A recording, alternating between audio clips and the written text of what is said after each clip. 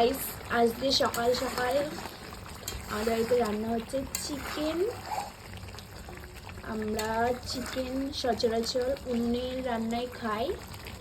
উনুনের রান্না একটা আলাদা রকম টেস্টি হয়। অ্যান্ড হবে হচ্ছে নিরামিষ হবে। আর চিকেনটা কষানো হচ্ছে, এই যে দেখতে পাচ্ছি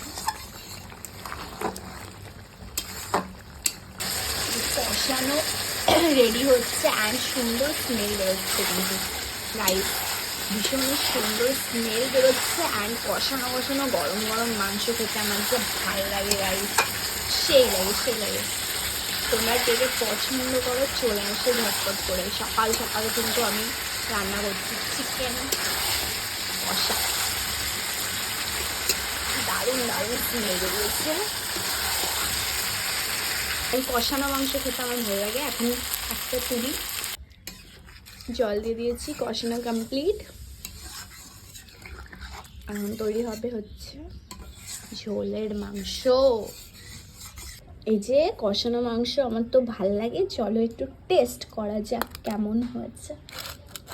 চলো। বাবা খুব গরম। দারুণ হয়েছে খেতে।